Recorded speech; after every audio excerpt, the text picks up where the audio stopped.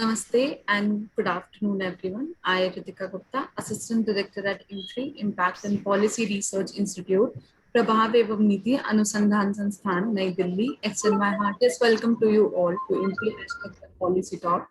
Today, we are here for a special talk on water security in a changed climate, lessons from decentralized community-based approaches in Bundelkhand. The speaker for today is Mr. Sanjay Singh, and the session is being moderated by Dr. Indira Khurana. This series, Water and Climate, is being organized by Center for Environment, Climate Change and Sustainable Development at IMPRI, Tarun Bharat Sangh, India Water Portal, and Samaj Sevi Sansthan. I would now like to request Dr. Simi Mehta, who is CEO and Editorial Director at IMPRI, to introduce our speaker and moderator further. Ma'am, over to you. Thank you. Thank you, Ritika, and good evening to everyone. I hope you are all safe and healthy in these difficult times, and we wish the best of health to you. So today we have two very eminent water experts who will be talking about our ongoing discussion on hashtag water and climate. And it is my privilege to introduce to you the moderator for the series, Dr. Indira Khurana. Dr. Indira Khurana holds a PhD in biochemistry, and she works on a range of issues like natural resources management, drinking water and sanitation, food security, rural livelihoods, among others. And she's an activist, a policy researcher, and she's committed to catalyzing change towards positive impact. Dr. Khurana is a prolific writer and has contributed a number of books, articles, research papers, magazine articles, etc. And she contributes regularly to print and electronic media. Dr. Indira Khurana holds over 3 decades of experience in working with leading national and international organizations. For example, Center for Science and Environment, WaterAid, Aga Khan Foundation, Water and Sanitation Management Organization, just to name a few. And previously, she has served as a member and continues to serve as a member for several government panels and committees. And she is currently the vice chairperson of Tarun Bharat Sangh at Alwar. And she's a director at the Coastal Salinity Prevention Cell. So thank you so much, ma'am, for joining us. And I would like to introduce to you Dr. Sanjay Singh, the speaker for today. He holds a PhD in sociology, and he has been very active in the Chambal region for nearly 20 years, and has taken up several issues that were closely connected with the living conditions of the region. Chambal region, as you know, is a water scarce region and water scant region, and Dr. Singh has fully realized it, and he continues to work on this aspect of raising the standards of living of the deprived sections of the society. He is famously known as the waterman of Bundelkhand, and currently he is the secretary of the Parmarth Samaj Sevi Sansthan, which is a non-governmental, not-for-profit civil society organization. So thank you very much, sir. It is an honor for us to have you, and good afternoon. So I would now like to invite Dr. Indira Khurana to take the session forward. Thank you. Thank you, Simi, for this very warm and kind introduction. And I'd just like to welcome everybody who's listening to us, who's listening to us right now, and who will be listening through Facebook or through the YouTube channels and the various other social media channels that IMPRI very kindly uses for disseminating the important discussions that take place on this platform. As Ritika mentioned, this is a joint collaborative effort of various organizations. And today is our third speaker. We've gone a bit slow in organizing these sessions, because many of the speakers who we lined up contracted COVID, the infection. So they're in the process of recovering, and we wish them a speedy recovery. Today, I'd like to welcome Sanjay Singh. I know Sanjay and his work for more than, I think, 2 decades now. And I can vouch for the solid work that he's done on the ground in terms of empowering the communities and especially the women in a very challenging area, which is Bundelkhand, which is fraught with caste and patriarchy issues. He's really empowered the community there, including the marginalized, and also worked very hard for assuring water security. And it's this kind of work which is very relevant for us when we talk of water security in a changed climate. So thank you, Sanjay, for taking out the time. And I'd just like to inform all of you that Sanjay has gone through the throes of being infected with COVID. I think it took him a long time. He had what I think was called long COVID. So Sanjay, good to see you back in action, and good to see you back in action with the community which is closest to your heart. It's been, I think, 25 years since Parmarth has been doing its work with communities in both MP and UP, largely in the Bundelkhand regions. And a lot of this work has resulted in making several villages water secure, and also connected this with water and sanitation work, as well as with improving the livelihoods of the people. The approach Parmarth believes in and uses is a decentralized approach with the community at the center, where they plan, implement, and monitor the work. And and also they adopt agricultural practices which help in saving the precious water that they have worked so hard to collect and to conserve. As we all know, one of the major impacts of climate change is going to be on water, in terms of uncertainty, in terms of how much water we will have, in terms of increased episodes of drought and cyclones and storms. And right now, as we can see, the coastal parts of India are experiencing the beginning of the storm. And all this will lead to a lot of water insecurity and livelihood insecurity, which in turn will lead to distress, migration from urban areas from rural areas to urban areas, and then causing a lot of distress both to the families as well as to the people who've migrated and the people who have stayed back. So the displacement and distress migration is not only limited to our country. This is a global phenomenon, and climate change is one major factor why there has been an increase in both migration and displacement. So I think we're all, Sanjay, looking forward to hearing from you how this work of yours and Parmarth can help us assure water security and bring some certainty and security in the lives of rural communities, especially the most marginalized.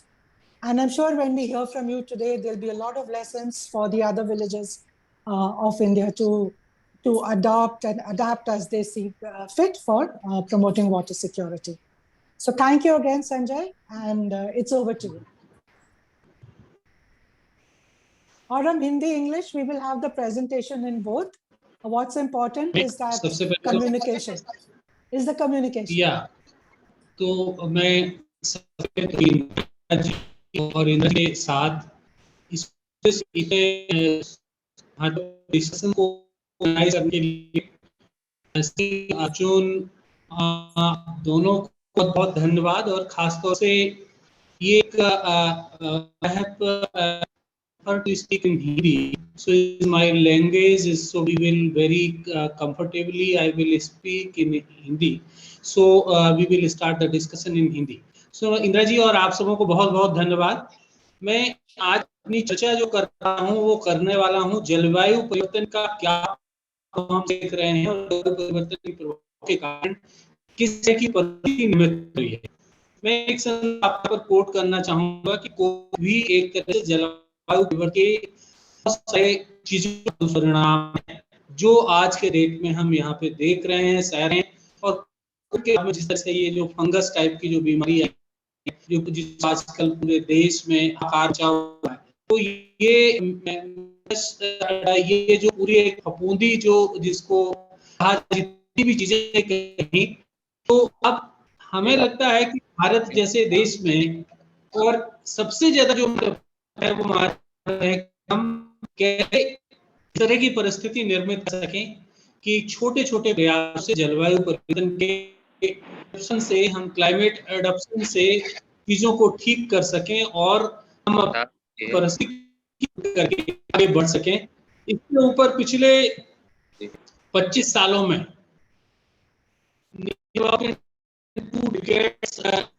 Sanjay sir complete किए हैं। Sanjay sir थोड़ा आपको interrupt कर रहे हैं, आपका voice एकदम clear नहीं आ रहा है, बहुत ब्रेक हो रहा है, तो एक बार आप दोबारा से थोड़ा स्टार्ट कर ले प्लीज प्रेजेंटेशन। संजय सर आवाज जा रही है? या आवाज जा रही है आपकी जी। तो हाँ, मुझे लगता है कि प्लीज गो ऑन। मुझे लगता है कि आप सबों को नमस्कार और इतने सुंदर सत्र के आयोजन के लिए इंदिरा जी और रश्मि और अर्जुन तीनों लोग और जो भी प्रत्यक्ष अप्रत्यक्ष इस कार्यक्रम के आयोजन के भागीदार उन सबका बहुत सदी की सबसे बड़ी चुनौती है और 21वीं सदी की सबसे बड़ी एक ज्वलंत समस्या है तो वो है जलवायु परिवर्तन। और जलवायु परिवर्तन को जिस तरह का दुष्प्रभाव हम देख पा रहे हैं कोविड भी उन्हीं जलवायु परिवर्तन के दुष्परिणामों की एक बढ़ती है जो हम सब आज देख रहे हैं। तो आज जो संदर्भ है उन संदर्भों के ऊपर परमाणु नामी संस्था ने पिछले जिसका फाउंडर सेक्रेटरी हूँ पिछले 10 में जो जल परिवर्तन को लेकर कुछ काम किए हैं उनके केस के रूप में स्टडी के रूप में एक सफल अभ्यास के रूप में वेस्ट में हम आपके रह रहे हैं और उसमें आप सबके सवाल आप संजय अभी भी बहुत डिस्टर्बेंस हो रहा है। अर्जुन क्या कर सकते हैं हम? कुछ कर सकते हैं क्या? Yes ma'am. कैसे? सर का जो दूसरा लॉगिन किया हुआ है अगर उससे संजय बोल सर सकते हैं क्या? अगर फोन उठा लेंगे संजय सर। नहीं जिससे बोल रहे हैं सर और 2 से लॉगिन किया हुआ है।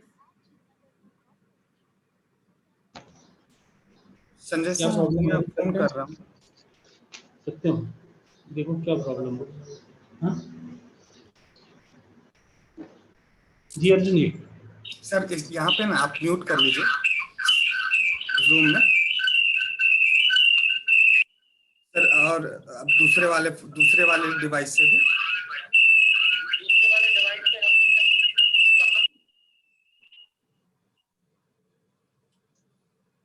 हाँ उससे भी म्यूट कर लीजिए सर। रितिका दूसरे डिवाइसेस भी हैं। हाँ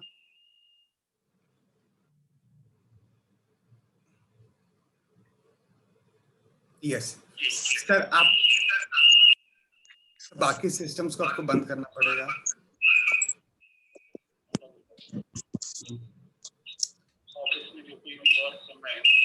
हाँ यस सर आप यहीं फोन पे बोलते जाएंगे मैं चेंज करता जाऊंगा। यस सर तो वहां से वॉइस नहीं आ रहा।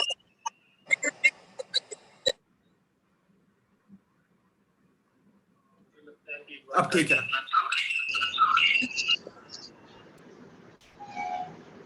सर आप बोल कर ट्राई कीजिएगा। साथियों नमस्कार, मैं हूं संजय और आज आपके साथ चर्चा कर रहा हूं जलवायु परिवर्तन के ऊपर। मेरे साथ इस पूरे से कार्यक्रम के आयोजक और इस देश के प्रतिष्ठित जलवायु परिवर्तन और प्राकृतिक संसाधनों के संवर्धन और पानी के ऊपर एक गहरी समझ रखने वाली डॉक्टर इंदिरा खुराना जो इस पूरे से सत्र को मॉडरेट कर रही हैं और इस देश का बहुत नामी ग्रामी चेहरा है। और इसी तरह से 2 साथी हमारे जो इस पूरे से आयोजन को संपन्न कर रहे हैं। मैं तकनीकी व्यवधानों के कारण शायद आप हमारी आवाज नहीं सुन पा रहे थे। हमने मित्रों ये एक महत्वपूर्ण है खासतौर से जलवायु परिवर्तन के अनुकूल के माध्यम से हम अपनी परिस्थिति की को ठीक कर सकते हैं। उस पर 2 में समाज सेवी संस्थान के द्वारा और उस आसपास के जो काम किए गए उनके केस उनके प्रयोग आप प्रस्तुत कर रहे हैं आज के ऊपर। और ये महत्व है आप सब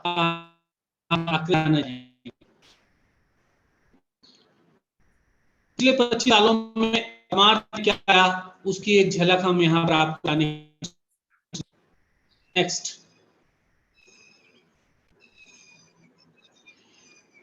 परमार्थ यूं तो राज्यों में मूल रूप से काम करता है, लेकिन अप्रत्यक्ष रूप से हम अपने जलजन जोड़ो अभियान से देश के 1/10 से अधिक राज्यों में हम सक्रिय रूप से काम कर रहे हैं।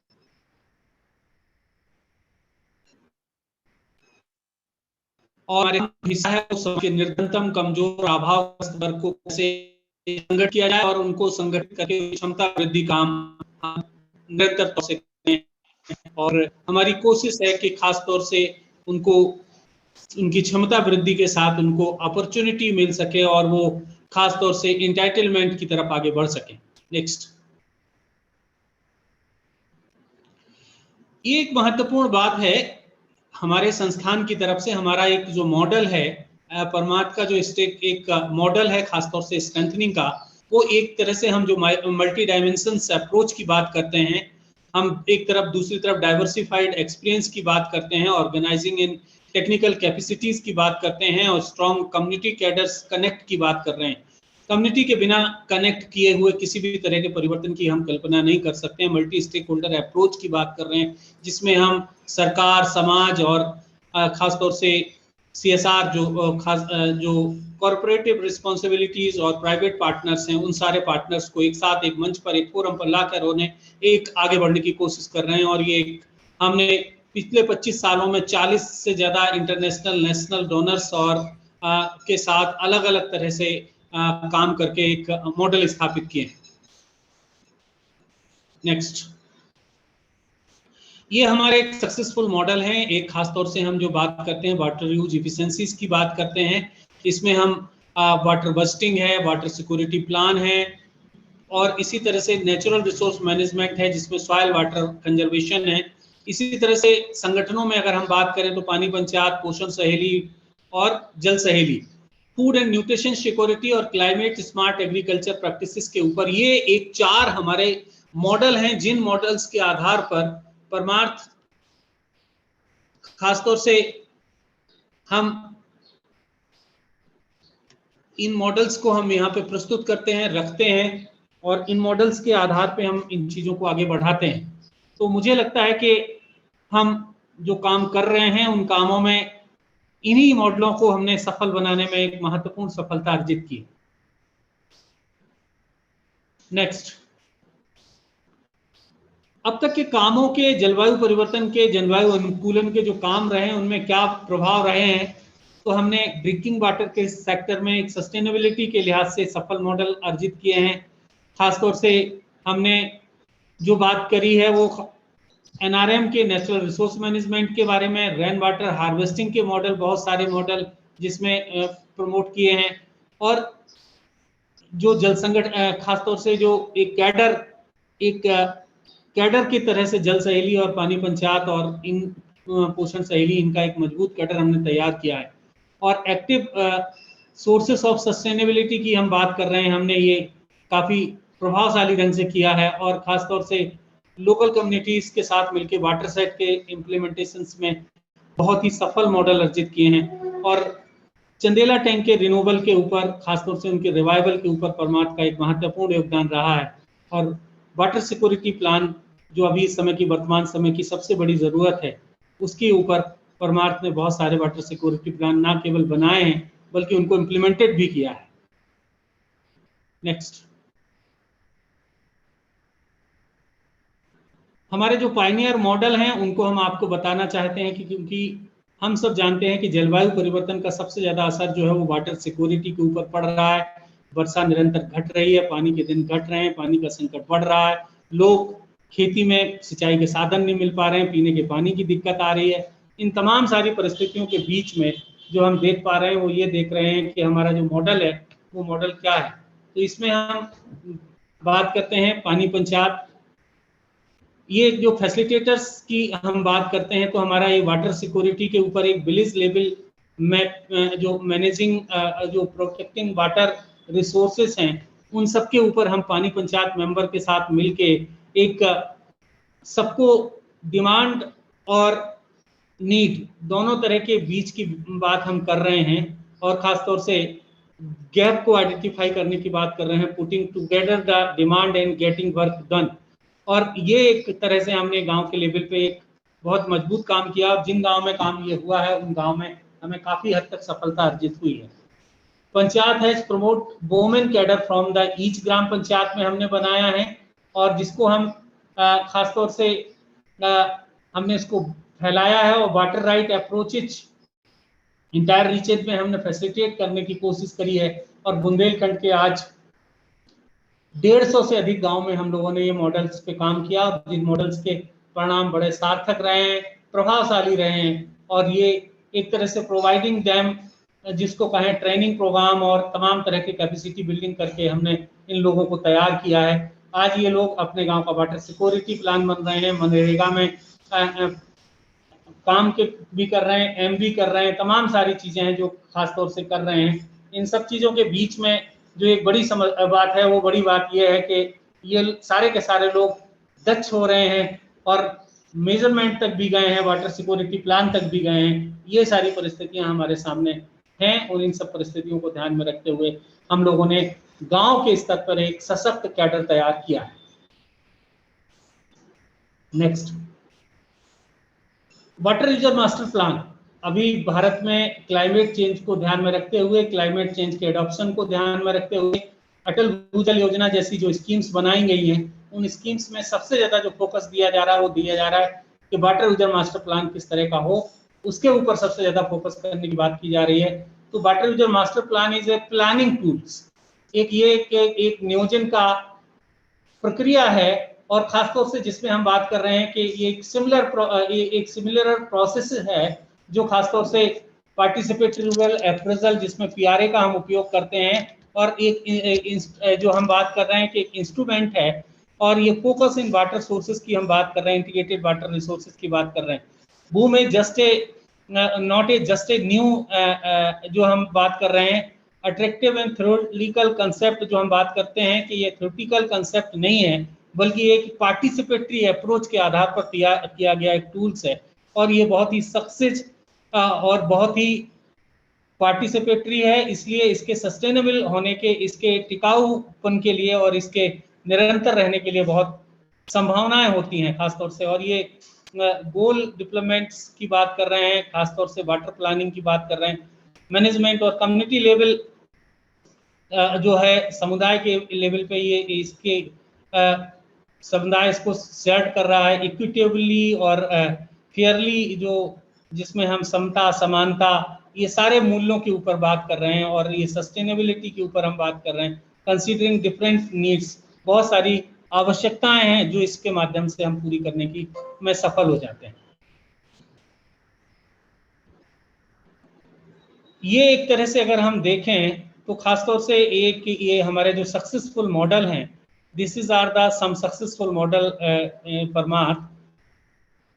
नेक्स्ट, तो ये हमने जो काम किया है उसमें खासतौर से चंदेला टैंक के रिवाइवल के ऊपर जो हमने काम किया है, बुंदेलखंड सहित अलग अलग देश के अलग अलग हिस्सों में अलग अलग डायनेसिटी है, अलग अलग काल में अलग अलग तरह के तालाब हैं।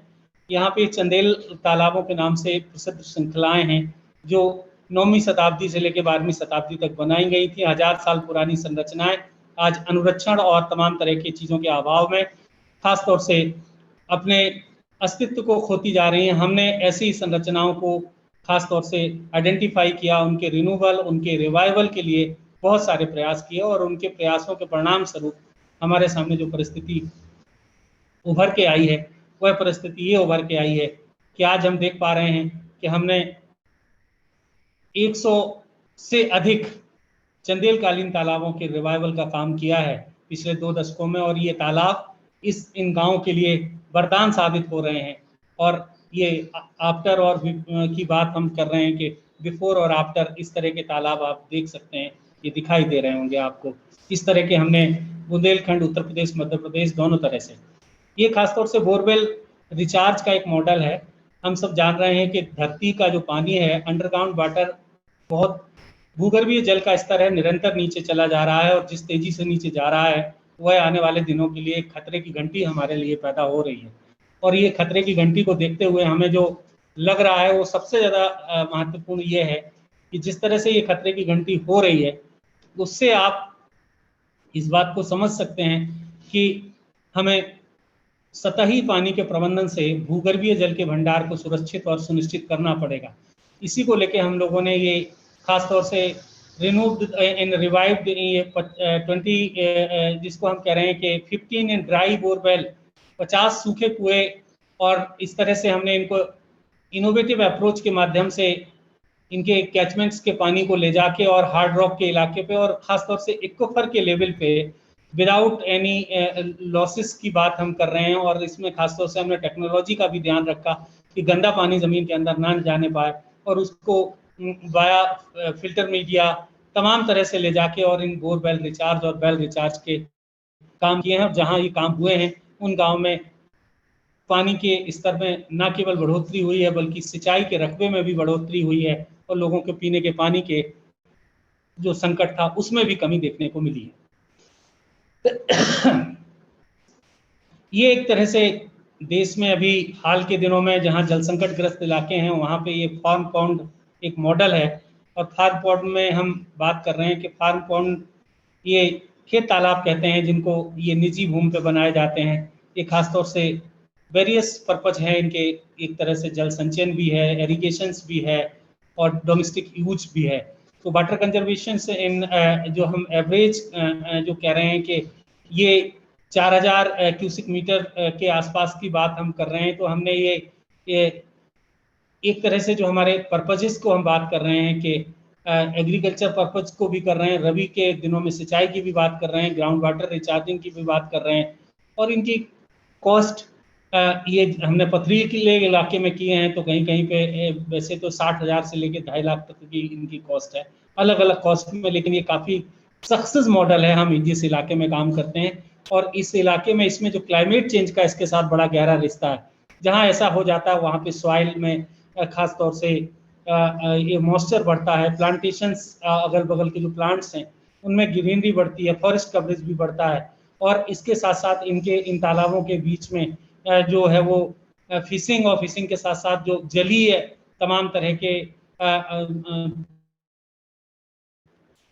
हम बात करते हैं कि शैवाल और तमाम तरह के अलग तरह के जलीय पौधे हैं, उनका भी वृद्धि देखने को मिलती है जो ऑक्सीजन बढ़ाने में काफी सहायक होते हैं। Next, water conservation by the traditional practices and modern technology. मुझे लगता है कि एक ज़माने में भारत में सभी जगह रहट का था, क्योंकि रहट एक ऐसी टेक्नोलॉजी है कि जो विदाउट एनर्जी बेसिकली इरिगेशन करती थी।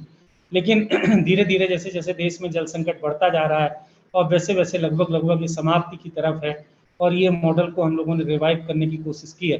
तो फार्म बर्निंग में बात कर रहे हैं हम लोग कि एक मॉडल है जो हम फार्म बर्निंग का, ये फार्म बर्निंग अलग तरह से हमने बनाने की कोशिश की है। मार्जिनल बर्निंग जो है खास तौर से ये अलग अलग बंड के आकार हैं, साइज हैं और टेक्निकल नेम्स हैं, और इस तरह के हमने बहुत सारे अदन चेक डैम से लेके वाटर आउटलेट और प्लांटेशंस और चेक डैम, ये तमाम तरह के स्ट्रक्चर्स सीरीज में हमने खासतौर से ये तैयार किए हैं। और इनके तैयार करने से जो सुविधा हुई है उन सुविधा के साथ गांव के लेवल पे बहुत सारा सुधार हुआ है।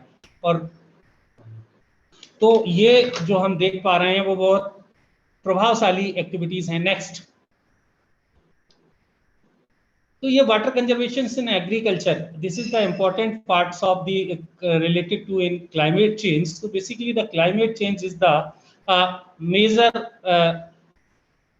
actor of in agriculture. So basically this is the water conservation in agriculture. So conservation and water harvesting की हम जो बात कर रहे हैं, एंड जो structural and help in capture water की हम बात कर रहे हैं कि हम जो तमाम तरह के पानी के संरचनाएं बना रहे हैं वो पानी को संग्रहित कर रहे हैं और पानी के रन ऑफ को कम कर रहे हैं, पानी के रिटेन, पानी के रिचार्ज को बढ़ा रहे हैं, और ऑर्गेनिक जो खासतौर से जमीन में जो भूमि का जो अप्रदन है जिसको हम कहते हैं कि सॉइल एरोजन जिसको कहते हैं, सॉइल एरोजन को रोकने में सहायक हो रहे हैं। प्रमोटिंग, और ये जो मल्टीपल जो यूज ऑफ वाटर है वो बढ़ रहा है। और खासतौर से डिजाइनिंग, जो हम बात कर रहे हैं structural designing of water bodies, ये हमारे काम का, हम इस तरह से पानी की संरचनाओं की निर्माण कर रहे हैं, उनकी योजनाएं बनाते समय डिजाइन ऐसे बना रहे हैं कि वो सफल हों।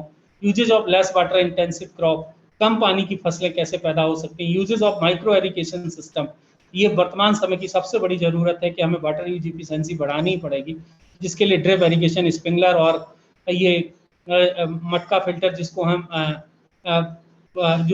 ये खासतौर से पर्सन इन व्हील जिसको रेंट इरिगेशन कह रहे हैं, इस तरफ भी हमें जाना पड़ेगा। प्रमोशंस ऑफ ऑर्गेनिक फार्मिंग, क्योंकि ऑर्गेनिक फार्मिंग कम पानी में पैदा होने की तरफ एक होने वाली फसलें हैं। रिड्यूस एंड जीरो टिलिंग की हम बात करेंगे, जहाँ पे जीरो टिलिंग की तरफ जाएंगे। और क्रॉप इंस्ट्रीफिकेशंस, क्योंकि ये क्लाइमेट को भी ठीक करती हैं। पानी के उपयोग, देखिएगा पानी का उपयोग कम होगा, पानी बचेगा, तो पानी बचने के साथ साथ वो क्लाइमेट को भी ठीक करने का काम करता है। तो ये खासतौर से system in wheat intensification, system in vegetable intensification, system in rice intensification, इस तरह के तमाम सारे हमने प्रयोग किए हैं और इनको करके क्लाइमेट को भी ठीक करने की कोशिश कर रहे हैं, पानी को भी बचाने के काम कर रहे हैं। नेक्स्ट, ये कुछ फोटोग्राफ्स हैं जो हमारे काम के हैं। खासतौर से ये जो हम बात कर रहे थे वो आप देख भी रहे होंगे कि किस तरह से ये चीज़ें जो है वो परिवर्तन ला रही हैं, किस तरह से कितनी सुंदर गेहूं की फसल और ये सारी चीज़ें देख रहे हैं। नेक्स्ट, ये अगर हम देखें कि इम्प्रूव वाटर यूज एफिशिएंसी की बात कर रहे हैं, कतारबद्ध खेती की बात कर रहे हैं, तमाम तरह की फसलें हैं जो बहुत बेहतर ढंग से हमें देखने को मिल रही हैं। नेक्स्ट, ये खासतौर से कम्युनिटी मोबिलाइजेशन, परमार्थ की जो एक बड़ी स्ट्रेंथ है, वो परमार्थ एक ग्रास रूट ऑर्गेनाइजेशन है, specially working in water sector. So we have been engaging in the civil society for in conservation of water and management and protection also. So this is the some photographs about the community mobilizations. Basically जो reconstruction and conservation of the community जो properties resources हैं, उनको ये ठीक करने के कुछ श्रमदान के फोटो हैं। कहीं पे महिलाएं कर रही हैं, कहीं पे नौजवान कर रहे हैं, कहीं पे अलग अलग तरह से, इस तरह से हमारा काम लगातार चलता रहता है। नेक्स्ट,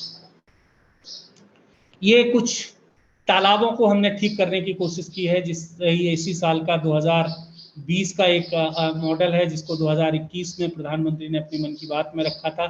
और जिस तरह से महिलाओं ने एक पहाड़ को काट के पानी को लाने का काम किया और अपने तालाब को भरने का काम किया, ये उसका कुछ एक फोटोग्राफ्स और सारी चीजें हैं जो देखने को हमें मिल रही हैं। ये हम सब जानते हैं कि पानी के काम या क्लाइमेट चेंज का काम जब तक सही ढंग से प्रभावी नहीं हो सकती, जब तक एक कैडर नहीं होगा, जब तक एक कैडर को रोकने का काम ठीक से नहीं होगा। तो हम लोगों ने नदियों के किनारे नदी पुनर्जीवन के काम को आगे बढ़ाने के लिए नदी घाटी संगठन बनाए हैं। उन संगठनों के माध्यम से नदियों को जिंदा करने का, नदियों को निर्मल, अविरल और सदा नीरा बनाए रखने के लिए रेगुलर उनके साथ, कम्युनिटी के साथ interaction, workshop, training and awareness generation camp लगातार किए जा रहे हैं। नेक्स्ट, और ये मैंने बहुत ही संक्षिप्त में अपना प्रस्तुतिकरण रखा और आप सबके लिए पर्याप्त समय रखा है। Paramarth is a pioneer organisation in for the working with in water in sustainable water through sustainability का जो मॉडल है, ये कंजर्वेशन एंड सस्टेनेबल मॉडल के ऊपर और लो कॉस्ट मॉडल के ऊपर जो हम काम कर रहे हैं वो हमने रखे हैं, और engaging with civil society in other stakeholders. तो ये कुछ चीज़ें हैं जो हम अपने काम में करते आए हैं। तो आज मैं जानना चाहूँगा कि आप सबके जो सवाल होंगे, उन सवालों के जवाब के लिए हम हाजिर हैं। आप सबके सवाल का स्वागत है। बहुत बहुत धन्यवाद संजय। आपने 25 साल का काम कुछ मेरे ख्याल से 25 मिनट में हम सबको एक स्नैपशॉट दिया उसका, उसके लिए बहुत बहुत धन्यवाद। मेरे शुरू में मेरे 2-3 प्रश्न आपके लिए हैं और एक्चुअली काफ़ी ज़्यादा हैं, पर मैं शुरुआत में 2-3 पूछती हूँ आपसे।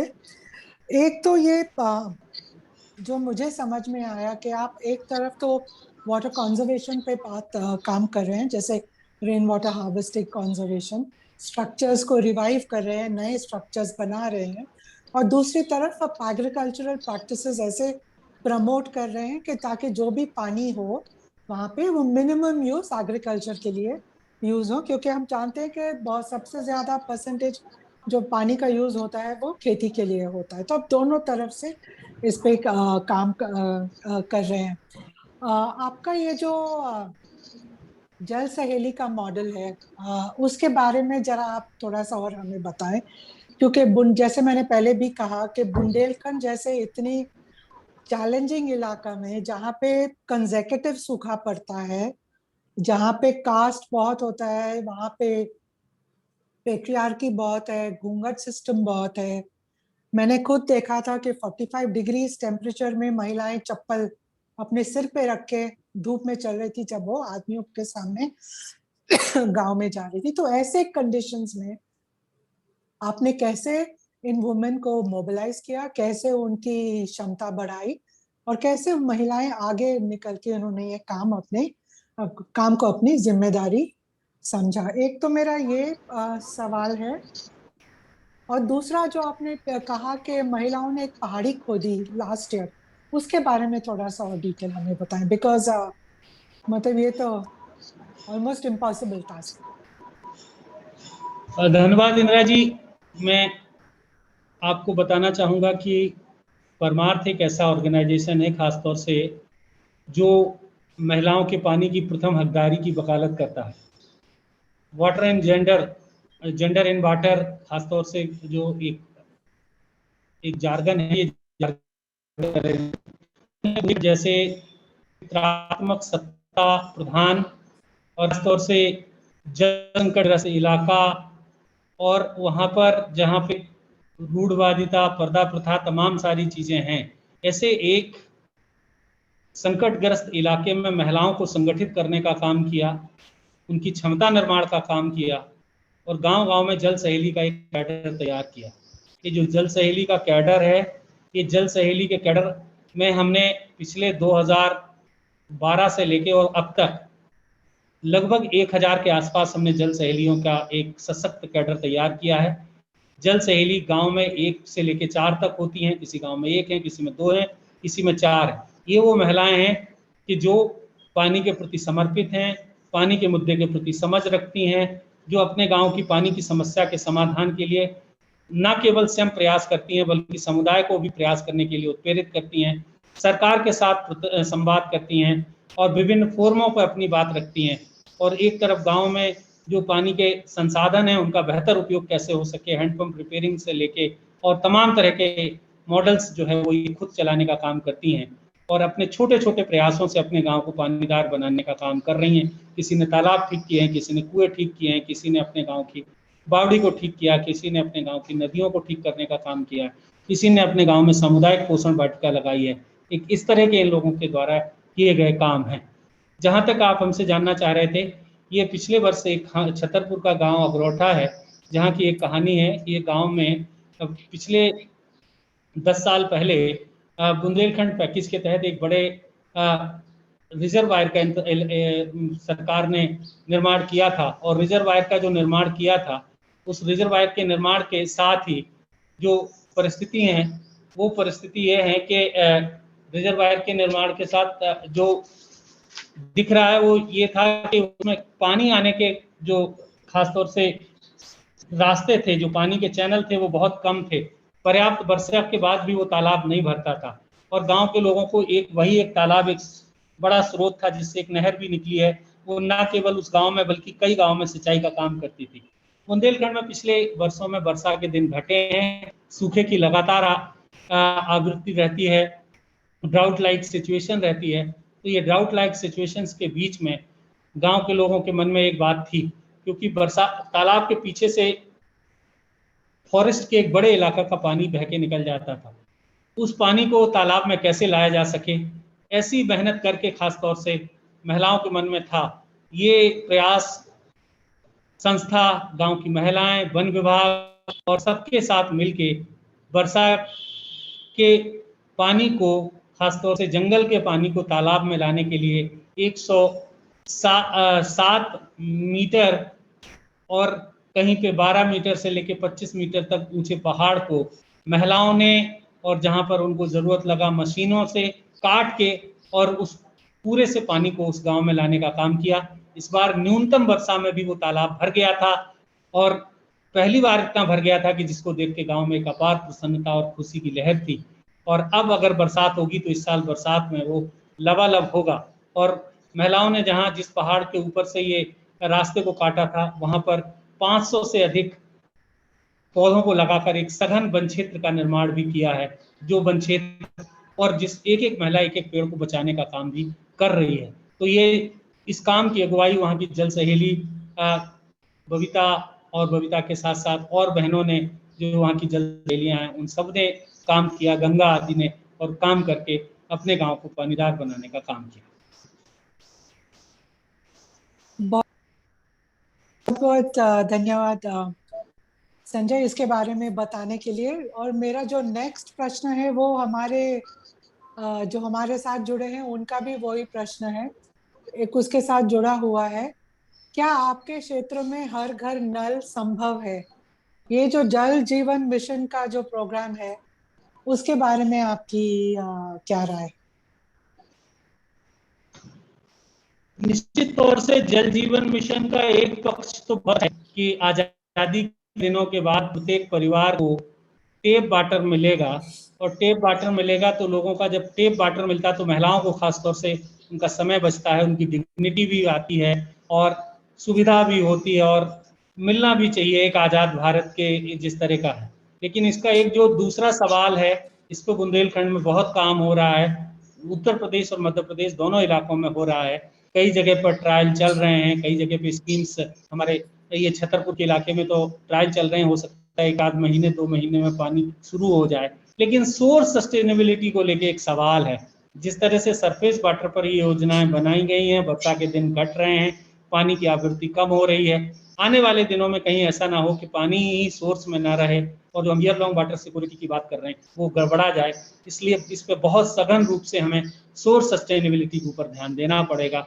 और जल जीवन मिशन में लोगों को पानी मिले यहाँ तक तो अच्छा है, लेकिन निरंतर पानी मिले ये सबसे महत्वपूर्ण है। क्योंकि संजय कई चर्चाओं में ये निकल के आती है कि ये इंफ्रास्ट्रक्चर ड्रिवन प्रोग्राम लग रहा है और कम्युनिटी का इसमें ज्यादा रोल नहीं दिखता है। और जैसा आपका काम है उसमें कम्युनिटी का सबसे पहले तो कम्युनिटी का रोल है। तो कम्युनिटी पर्सपेक्टिव में सस्टेनेबिलिटी की तो बात आपने कर ली। आपको लगता है कि कम्युनिटी पार्टिसिपेट कर पाएगी, वाटर क्वालिटी मेंटेन होगा, ट्रांसपेरेंसी होगी, इन सब विषयों को लेके आपको क्या लगता है? देखिएगा, ये मुझे लगता है कि ये कम्युनिटी के इन्वॉल्वमेंट के ऊपर, कम्युनिटी पार्टिसिपेशन के ऊपर जल जीवन मिशन की सफलता ही ये जुड़ी है कि वो किस तरह के प्रोसेस चलाते हैं और कम्युनिटी पार्टिसिपेशन कैसे सुनिश्चित करते हैं। गांव स्तर पर जो पानी समिति है उसकी क्या भूमिका होती है, उसको कितना महत्व देते हैं, उसकी क्षमता निर्माण को लेकर काम कैसे किया जाता है, O&M का, ऑपरेशन एंड मेंटेनेंस का जो इशू है वो कैसे रहेगा, इन सारे सवालों को लेके। और वाटर क्वालिटी के लिए तो निश्चित तौर से गांव स्तर पर ही एक कैडर तैयार करना पड़ेगा और कम्युनिटी की कार्यक्रम के नियोजन, खासतौर से प्लानिंग, इम्प्लीमेंटेशन में भूमिका रहेगी तो ये कार्यक्रम ज्यादा दिनों तक टिकेगा। इंफ्रास्ट्रक्चर निश्चित तौर से, क्योंकि ये सारी की सारी मल्टी विलेजेस स्कीम है, सरफेस वाटर पे बनाई जा रही है, 200-300 किलोमीटर दूर से पानी लाया जा रहा है, तो पानी निश्चित तौर से महंगी स्कीम्स हैं, लेकिन इनको भी अगर हम व्यवस्थित रूप से और सही ढंग से इनको अगर हम नियोजन करें तो निश्चित तौर से ये मील का पत्थर साबित हो सकते हैं। एक अर्जुन का सवाल था। अर्जुन, आप पूछना चाहोगे? उसके बाद मैं पूछती हूँ। यस मैम, मैं वही सर से ये पूछना चाह रहा था कि लेक गवर्नेंस में, चूंकि ये तो शहरों में भी ज्यादा होता है कि जो हम कॉन्क्रीटाइज कर दे रहे हैं, घेर दे रहे हैं लेक को और सीमेंट से, और तो इसके बारे में सर आपका क्या ख्याल है? क्योंकि जैसे मैं अपने रांची की घटना बताता हूँ, काफी तालाबों को एक सरकार आई और सबको सीढ़ी वीढ़ी बनाया, पूरा वो किया, दूसरी सरकार आई और कुछ एक्सपर्ट्स का वो लगा, तो एक तो उसको बनाया, खर्च किया, दूसरी सरकार आके सब कुछ पूरा वो हटा भी दिया। तो यहाँ पर क्लैरिटी नहीं है। अब गांवों के संदर्भ में आप इसको कैसे देख रहे हैं? अब चूंकि कई सारे जो बड़े बड़े शहर हैं सब उसको करते हैं ऐसा, जैसे अहमदाबाद का रिवर फ्रंट है और लोग गहराई पर ज्यादा ध्यान देते हैं। आपको ये डिसेंट्रलाइज लेवल में कैसा लगता है, उसकी जरूरत है या उसको ऐसे ही छोड़ देना चाहिए? विकास और कैसे हम आगे बढ़े, इससे रिलेटेड देखिएगा सवाल। अर्जुन जी, पहले तो आपके इतने महत्वपूर्ण सवाल के लिए आपको धन्यवाद। विकास और खासतौर से जब हम विकास में बात करते हैं साहित्य की, और विकास में भी पर्यावरणीय विकास की जब हम बात करें कि पर्यावरण को ध्यान में रखते हुए विकास को करना और उसके निरंतरता को, तो जिस तरह से हाल के दिनों में ये जो मॉडल्स बन रहे हैं और चारों तरफ से शहर जिस तरह से विस्तारित हो रहे हैं और शहरीकरण बढ़ रहा है, तो शहरीकरण के बढ़ने के कारण और अंधाधुंध शहरीकरण जब बढ़ेगा तो पानी की खपत ज्यादा बढ़ेगी, वो ज्यादा होंगे और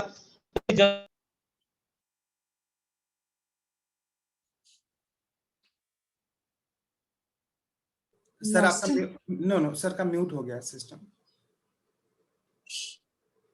सर एक बार अनम्यूट कोशिश करेंगे।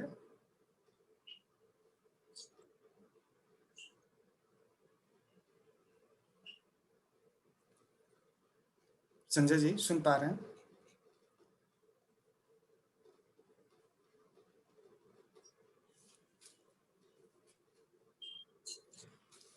Indira ma'am, why don't you go on, I will coordinate तब तक, अगर आप चर्चा को आगे बढ़ाएं।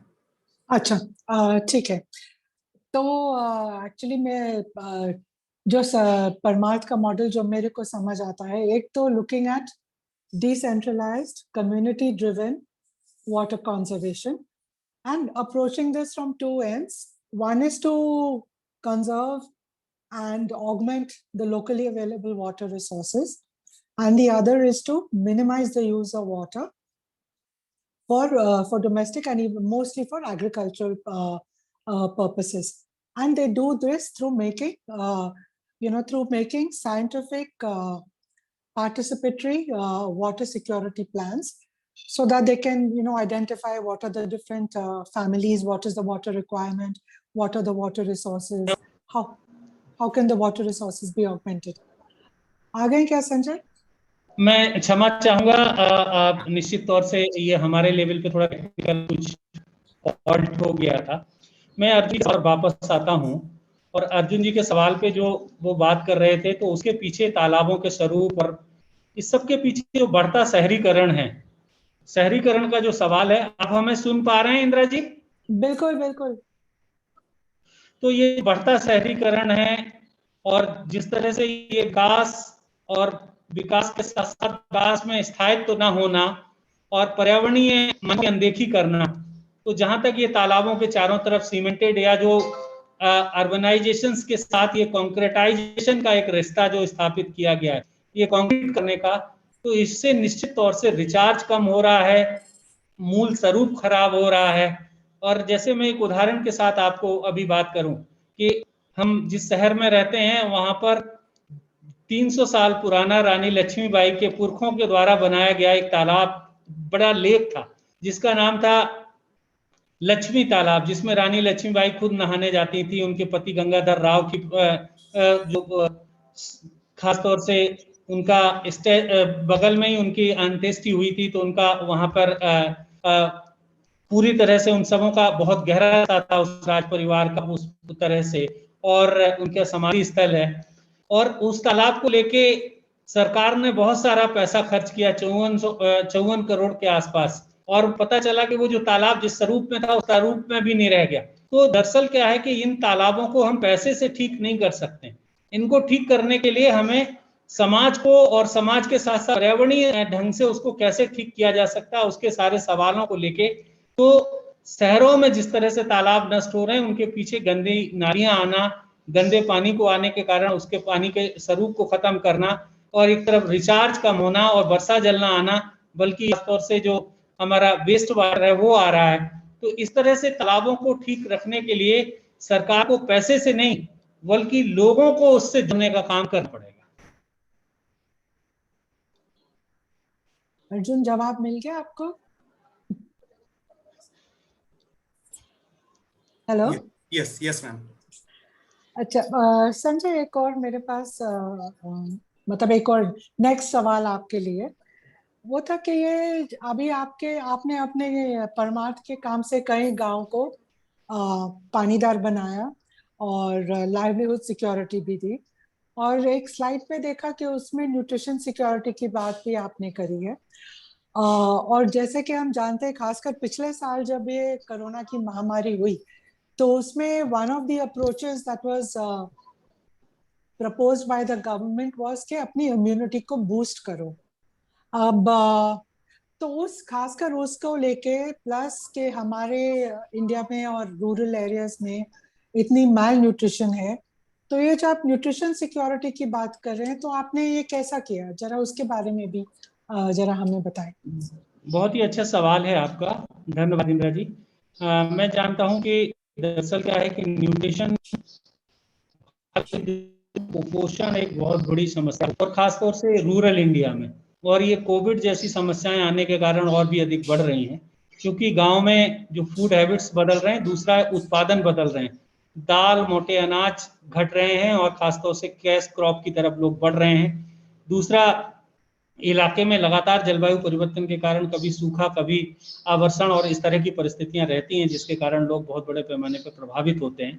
तो ऐसे में ध्यान रखते हुए हम लोगों ने मध्य प्रदेश के 2 जिले, खासतौर से छतरपुर और शिवपुर में, ऐसे गांव में जहां पर सरकारी जमीन हमें मिली, और सरकार की 1 हेक्टेयर जमीन में हमने वहां के एसएचजीज के माध्यम से, उनके माध्यम से मनरेगा के फंड का उपयोग करते हुए ऐसे जगह पर एक कम्युनिटी न्यूट्रिशन गार्डन, जिसमें 620 पौधे, और ऐसा प्लान कि साल भर, वर्ष पर्यंत लोगों को सब्जी मिल सके, और सब्जी में लीव्स से लेके और अलग अलग तरह का बीन्स तक, और खासतौर से वो सब्जियां इस तरह की जो न्यूट्रिशंस को सपोर्ट कर सकें, और प्लांटेशन भी ऐसा कि जो न्यूट्रिशंस को मिटा सके। तो हमने गांव में ये किया, और गांव में करने के बाद में इस पे सफलता अर्जित की। आज ऐसे समय में भी लोग जब बाजार से सब्जी नहीं खरीद पा रहे हैं, तो वो उनको कम्युनिटी न्यूट्रिशन गार्डन सब्जी उपलब्ध करा रही है, लोगों को सपोर्ट कर रही है, और लोगों ने अपने यहाँ ये पौधे रहेंगे जिसमें अलग अलग तरह के एक इस जो सीजनल पौधे हैं वो तो है ही हैं, लेकिन कटहल, आम, अमरूद, नींबू, और ये इस तरह के जो पौधे हैं जो खासतौर से लोगों को लगातार मदद करेंगे। इस तरह से हमने अपने गांव में न्यूट्रिशन सिक्योरिटी की बात करी है, और न्यूट्रिशन सिक्योरिटी में एक तरफ हमने कम्युनिटी न्यूट्रिशन गार्डन की बात की है, दूसरी तरफ किचन गार्डन की भी बात की है, और इस तरह से लोगों के बीच में मुनरगा, जिस तरह से मुनंगा जैसी चीजें लगाना और उनके फूड हैबिट्स में लाना, ये सारी चीजें करने की कोशिश हम अभी तक कर रहे हैं। मतलब वो ड्रमस्टिक ना, मोरिंगा ड्रमस्टिक, जी जी जी, आजकल उसको सुपर फूड बोलते हैं। जी, तो संजय, आपका ये जो मॉडल है जो कई गांव में, बुंदेलखंड, एमपी, यूपी में है, अगर इसको हम मैं समझती हूँ, खासकर we live in very uncertain times, और ये जो महामारी है इसने तो हमको बड़ी अच्छी तरह ये बता दिया कि भाई जीवन और जीविका की सुरक्षा के ऊपर एक बहुत क्वेश्चन मार्क है।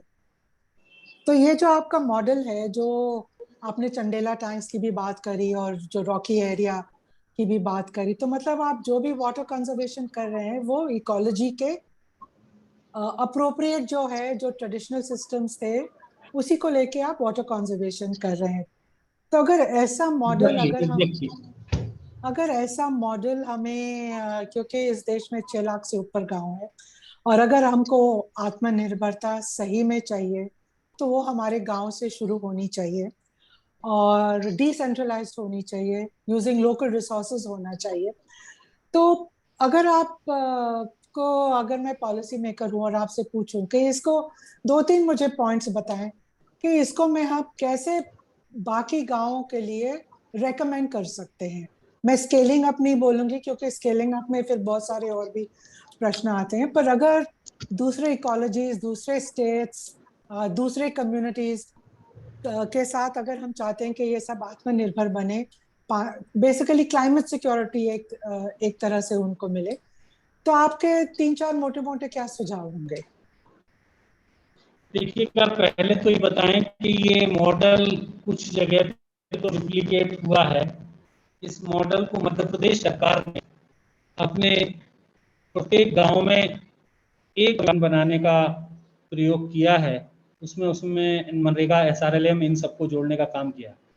देखिएगा, परिस्थिति की अनुकूलन और अनुकूलन के साथ साथ स्थानीय परिस्थिति के अनुसार एक टिकाऊ विकास, और टिकाऊ विकास में ऐसे कि जो कम लागत के मॉडल्स हैं, इन सब मॉडल्स के आधार पर ही हम गांव में स्थायी विकास के आयामों की तरफ बढ़ सकते हैं।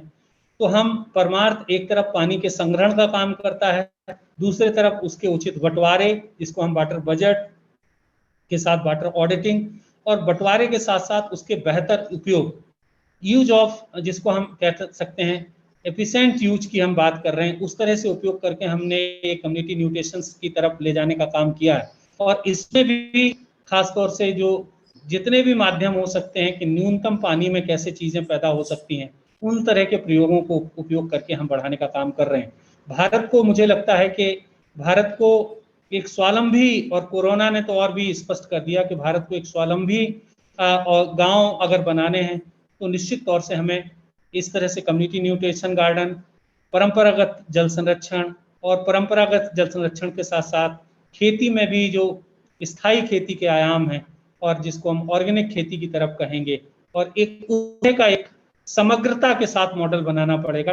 इन सब को जोड़ के अगर हम बात करते हैं तो एक बात बनती है IWRM, और IWRM के अप्रोच पर इस समय देश में काम करने की जरूरत है। उसी अप्रोच से जब हम आगे बढ़ेंगे तो निश्चित तौर से हमारा एक स्वावलंबी भारत का निर्माण संभव हो सकेगा। एक हमारे साथ जो जुड़े हैं उनका एक सवाल है संजय। दो लोग हैं, एक तो है एक बीरेंद्र सिंह जी हैं जो इरास्मस यूनिवर्सिटी रॉटरडैम से है। वो कह रहे हैं कि वो 2019 में उन्होंने आपसे बात करी, और जो उनका प्रश्न है वो स्मॉल और मार्जिनलाइज्ड फार्मर्स को लेकर है। और वो पूछते हैं कि क्या आपको लगता है कि जो स्मॉल एंड मार्जिनलाइज्ड फार्मर्स हैं, क्या उनको सही अमाउंट का अटेंशन मिलता है? क्या उनकी तरफ सरकार और सिविल सोसाइटी का नजर है? मतलब उनके विजन में है क्या सरकार और जो नॉन NGOs हैं? क्योंकि यहाँ पे उनके पास जो ये फार्मर्स हैं उनके पास रिलेटिवली कम साधन होते हैं कुछ चीज़ों को इधर उधर करने के लिए। और वो कह रहे हैं कि जब वो छतरपुर में फील्ड वर्क कर रहे थे तो बहुत सारे किसानों ने बोला कि अगर बारिश नहीं है तो उनके पास कोई रिसोर्सेज नहीं होते, कोई पैसा नहीं होता जिससे वो खेती कर पाए। तो ये एक उनका कमेंट था और आपका व्यू पॉइंट। मैं पहले तो डॉक्टर साहब को बहुत बहुत धन्यवाद कि वो बुंदेलखंड से भी aware about the Bundelkhand. So basically Bharat में जो लघु और सीमांत किसान हैं, इनकी हालत बहुत खराब है और नंबर बहुत बड़ा है। मूलतः अगर हम देखें तो 80% से अधिक जोत जो है लघु और सीमांत किसानों की है। और ये सरकार के लिए वोट बैंक हो सकते हैं, लेकिन सरकार का ध्यान इसी तरह से है कि सरकार इनको प्रधानमंत्री कृषि सम्मान निधि दे रही है, लेकिन इनको खासतौर से इनके जो इश्यूज हैं खासतौर से वो हैं, इनको हम टेक्नोलॉजी क्या देने वाले हैं, इनको मार्केट्स में उचित रेट कैसे मिल सकते हैं, इसके साथ साथ हमको इनको सुविधाएं क्या दे सकते हैं, उस तरफ अभी ध्यान देने की जरूरत नहीं है। तो सिविल सोसाइटी किसानों के सवाल को लेकर, किसान यूनियंस हैं, किसान मुद्दे उठा रहे हैं, लेकिन बहुत लघु और सीमांत किसान वहां पे भी हाशिए में रह जाते हैं क्योंकि इतने गरीब और अभावग्रस्त होते हैं, इनकी आवाज उठ नहीं पाती है। ये किसी भी तरह से कई तरह से पैसे किसानी से, मजदूरी से, पशुपालन से, इस तरह से 3-4 चीजों से पैसे जुटा के साल भर की अपनी आजीविका चलाते हैं। तो ऐसे किसानों की तरफ कुछ NGO कुछ प्रयोगधर्मी किसानों के साथ काम करते हैं, लेकिन नंबर बहुत बड़ा है, इसलिए इनके ऊपर बहुत अधिक काम करने की जरूरत है। और इनकी समस्या का समाधान तभी होगा जब इनको उचित रेट मिल सकेगा इनके उत्पाद का, और उचित रेट के साथ साथ ये इनकी तरफ सुविधाएं इनको ज्यादा होंगी।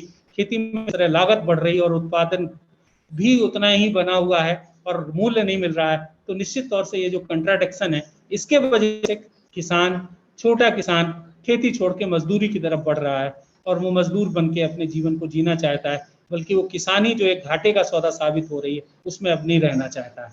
मेरा ये इस इलाके सहित और देश के अन्य इलाकों का जो अध्ययन है, मैं वो आपके साथ साझा कर रहा हूँ।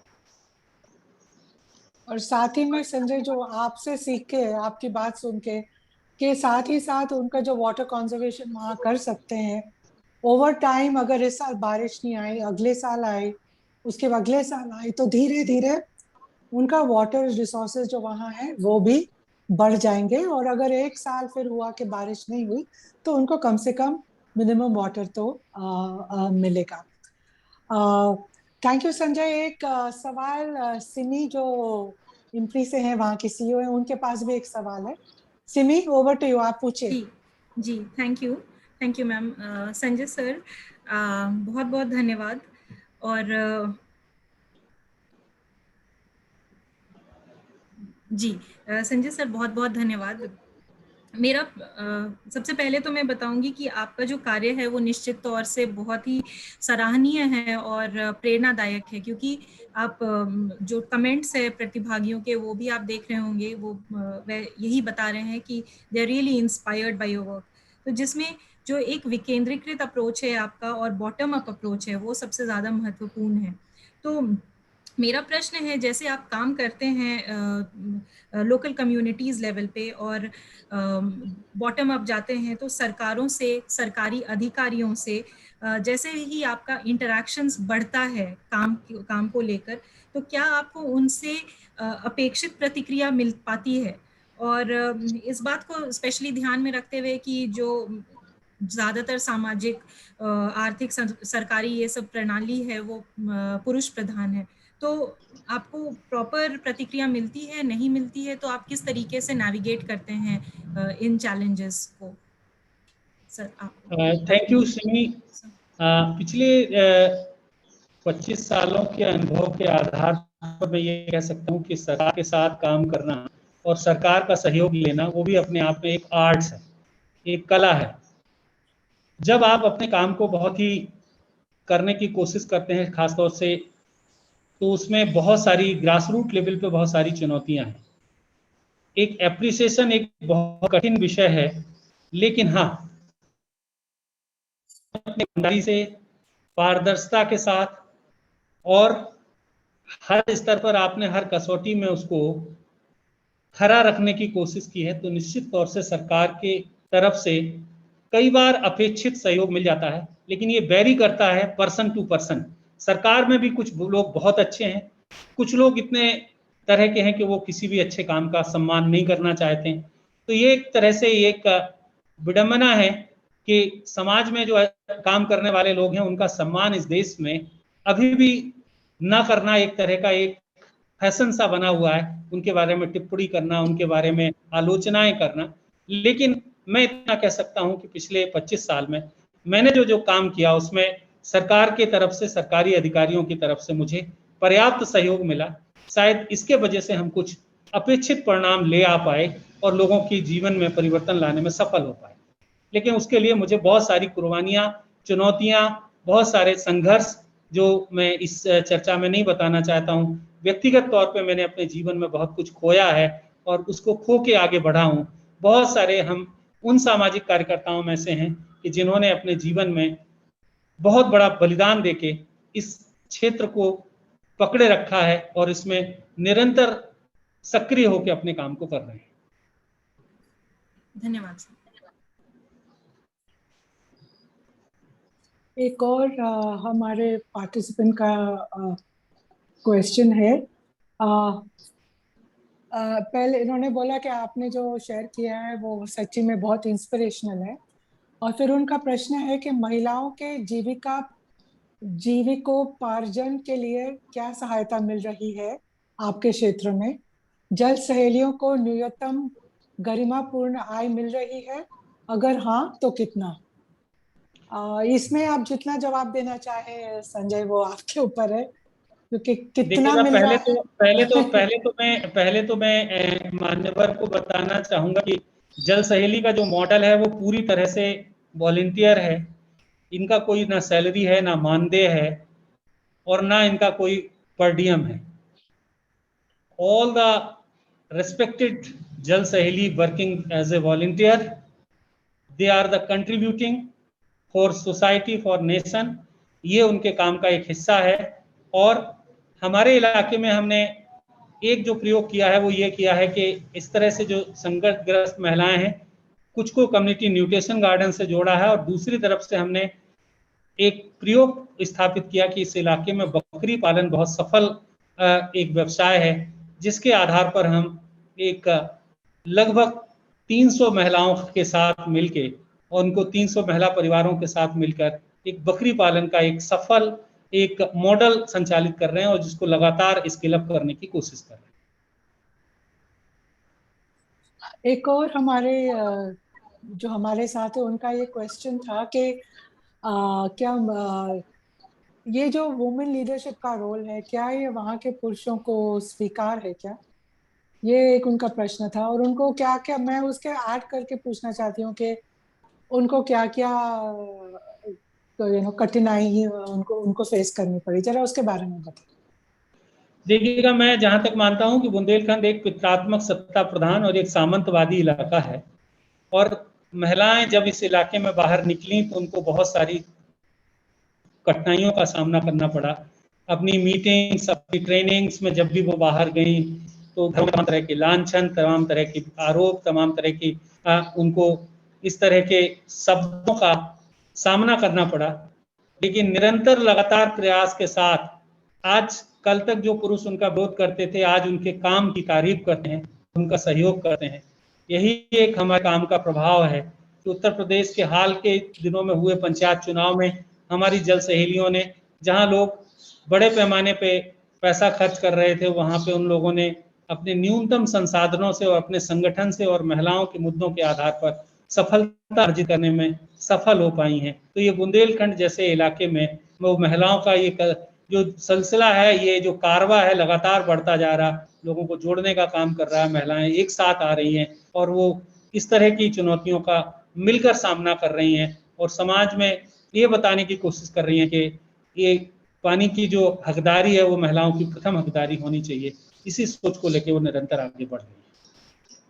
संजय, ये जो आप बता रहे हो, ये हम सब वुमेन के लिए एक्चुअली इंस्पिरेशन है कि अगर वो महिलाएं उस इलाके में ये सब अचीव कर पाती हैं तो बाकी जगहों में भी हमें भी अपनी हिम्मत बढ़ा के आगे बढ़ना चाहिए।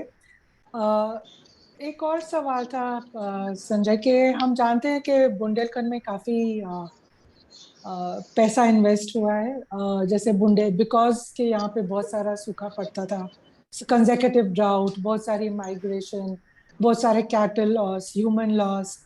हालांकि ऐसे भी स्थिति होती थी कि पीने के पानी के लिए भी नहीं होता था, इसलिए लोग माइग्रेट करते थे। और झांसी के जो स्टेशन और बाकी जो छोटे छोटे शहरों के जो स्टेशन भरे पड़े होते थे, जो लोग जो गांव वाले शहर की तरफ दौड़ रहे थे।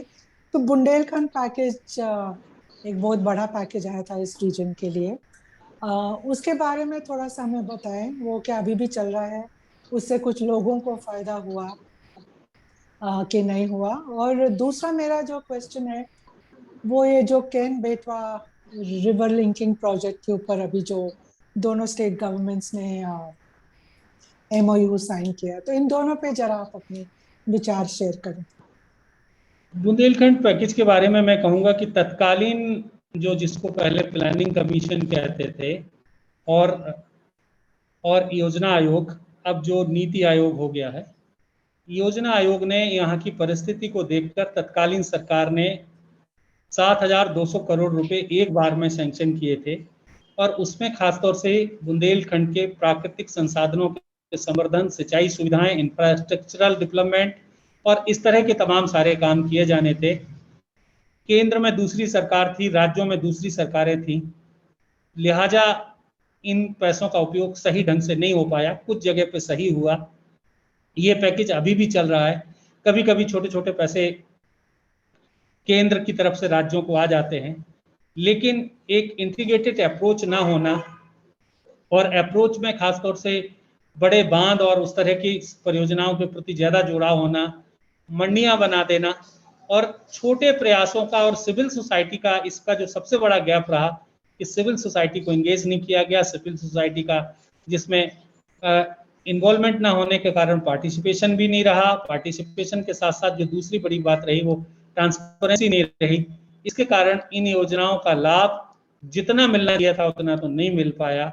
इसलिए बुंदेलखंड पैकेज को लेके अभी लोगों के मन में बहुत सारे सवाल और शंकाएं अभी भी बलवती होती रहती हैं, और बुंदेलखंड पैकेज के तहत जो पैसे अभी भी आ रहे हैं वो भी ठीक जगह लग, ये अभी तक नहीं हो पाया है।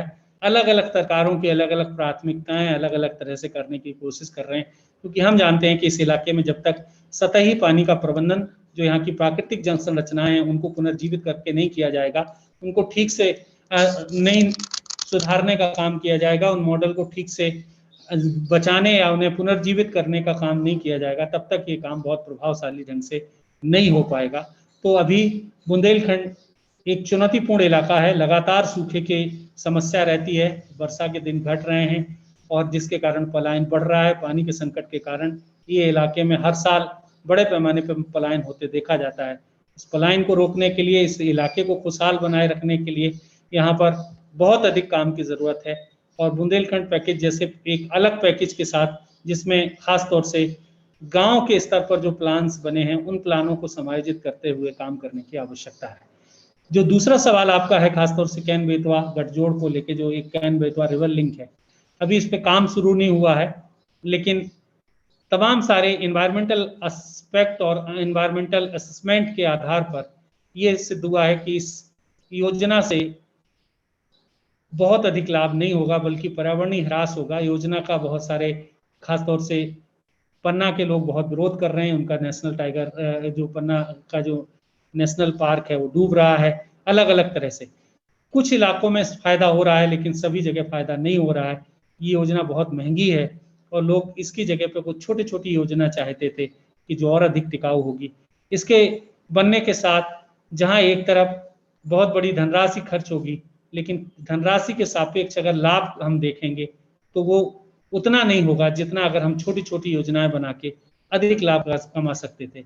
मुआवजा, विस्थापन, तमाम तरह के मुद्दे रहेंगे, लेकिन अगर छोटे काम करके हम कुछ बड़ी सोच के साथ अगर इस तरह के काम कर लेते तो शायद हमें कैन बेतवा से अधिक यहाँ के चंदेलकालीन तालाबों के रिवाइवल करके अधिक सफलता अर्जित की जा सकती थी। सिमी एंड अर्जुन, कोई और प्रश्न है क्या? तो मुझे दिख रहे हैं वो। We can wrap. Yes. No problem.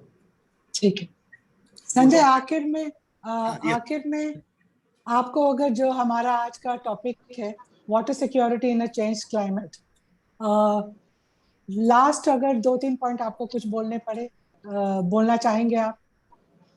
देखिएगा, मैं जहां तक समझता हूं कि climate change, water security in climate change in water security, अगर पीने के पानी की साल भर की सुरक्षा रहेगी तो निश्चित तौर से उसके पीछे जलवायु परिवर्तन ही होगा। समय से वर्षा हो, पर्याप्त वर्षा हो, पानी जो बरसे उसको रोका जाए और एक एक वर्षा की बूंद का उपयोग किया जा सके। तो मैं सबसे ज्यादा तो यही कहना चाहूंगा कि आपने बहुत ही टची सब्जेक्ट लिया था, और मैं जैसे ठेठ ग्रास रूट एक्टिविस्ट को आप सबने इतनी देर तक सुना और हमारे काम के बारे में, मैं तो ये कह सकता हूं कि जहां पानी है वहां राह है, और बिना पानी के किसी भी तरह के हम परिवर्तन की बात नहीं कर सकते हैं। अगर हम जल के बिना वायु परिवर्तन की बात नहीं कर सकते हैं, और उसके साथ में जब जल होगा तो पेड़ होंगे, और पेड़ होंगे तो निश्चित तौर से ऑक्सीजन और इस तरह की तमाम सारी जो चीजें हैं वो निर्मित होंगी, और मानव का विकास भी होगा और लोगों की प्रॉस्पेरिटी भी सुनिश्चित होगी। बुंदेलखंड में जिन इलाकों में सिंचाई नहीं है वहाँ पे गरीबी ज्यादा है, जहाँ सिंचाई है वहाँ पे वनस्पति कम है। तो इसलिए मैं जानता हूँ कि वाटर इज ए क्लाइमेट और क्लाइमेट इज ए वाटर। तो ये एक तरह की सोच के साथ हमको सोचने की जरूरत है, और इसी मॉडल्स को लेके आगे बढ़ने की आवश्यकता है। मैं इतना ही कहना चाहूँगा। आप सबों को बहुत बहुत धन्यवाद, सारे श्रोताओं को बहुत धन्यवाद जिन लोगों ने भी इसको सुना। हो सकता है कि बहुत सारी चीज़ें हम ना रख पाए हों समय अभाव के कारण। कभी पुनः मिलेंगे, फिर मिलेंगे और फिर बहुत सारी बात करेंगे। साथियों, धन्यवाद। Thank you Sanjay, thank you समय निकालने के लिए। हम जानते हैं कि इस टाइम आप कोविड के जो गांव में कोविड फैला हो उस पर भी आप काम कर रहे हैं, और उस सबको उसके बावजूद भी आपने हमारे लिए समय निकाला, और इस विषय पे आपने हमारे साथ चर्चा की, और जो आपके वहां से जो काम हुआ, जो लेसन्स हम सबको मिलेंगे, निश्चित तौर पे water security in a change climate में कुछ हमको इससे सीख जरूर मिलेगी. So thank you very much, Sanjay. I will now request Simi to please wind up and propose a Yes. vote of thanks. Thank you. Thank you, ma'am. Thank you, Dr. Indra Khurana. Thank you, Dr. Sanjay Singh.